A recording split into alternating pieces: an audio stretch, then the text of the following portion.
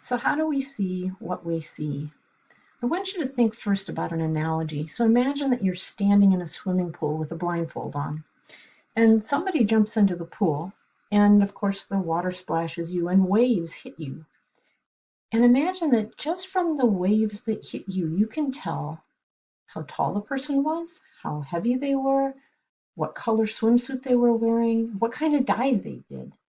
That's really what's happening when you see something. You're intercepting waves, and your brain is making all that interpretation. So let's look at how that's done.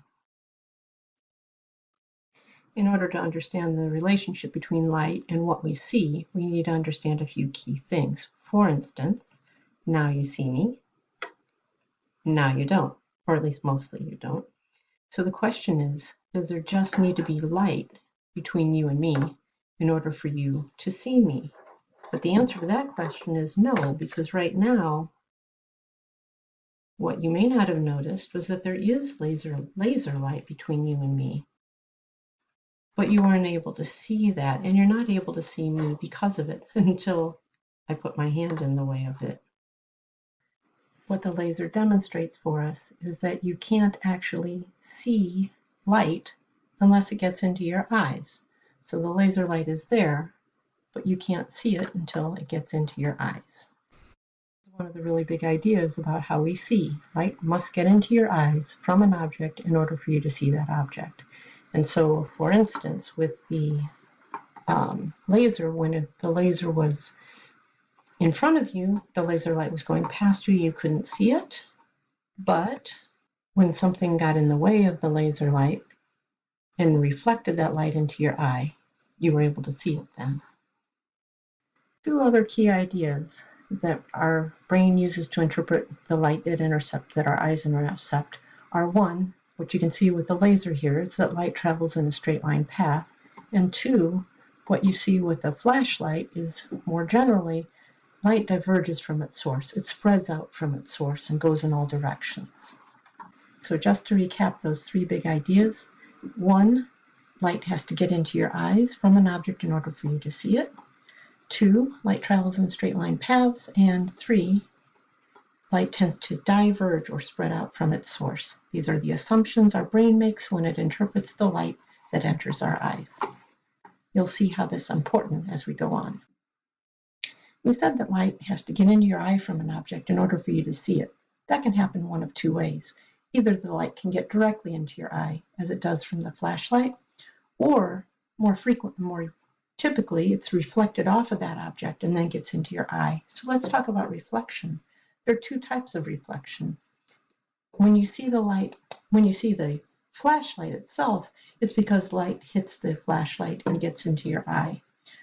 That's what we call diffuse reflection, because when the light hits the flashlight has texture, as most things do, and so the light goes in all different directions, as you see on the left with diffuse reflection.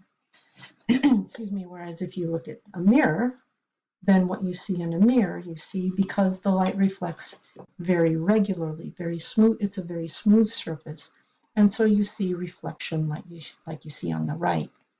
Whenever light reflects off of any surface, we have the law of reflection, which tells us that the angle that the light hits the mirror at is going to be equal to the angle that it reflects at.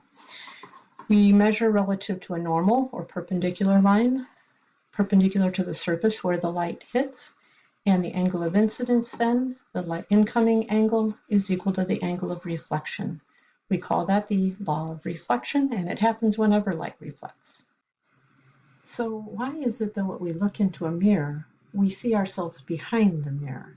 Let's use the law of reflection and trace some light rays to understand what's going on.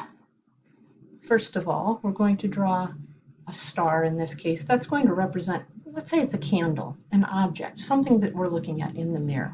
We have to have our mirror there, and our eye is going to be on the same side of the mirror as the candle, because if we want to see its image, we have to put our eye over here. Now, remember, light rays spread out from the source, so here are light rays coming from that candle and hitting the mirror. And also remember the law of reflection that says each one of those light rays is going to reflect at the exact same angle that it came in at. Now, how does our brain interpret these light rays that are diverging, that are getting into your eye here? Your brain is making assumptions, and it assumes that light travels in a straight line path coming from the source, and that the light rays diverge from the source. So look what your brain says. Whoa, your brain traces back those light rays from the point they appear to be coming from. And your brain says, hey, there's that other candle back behind the mirror. Notice that the candle is the same distance behind the mirror as the actual candle is in front of the mirror.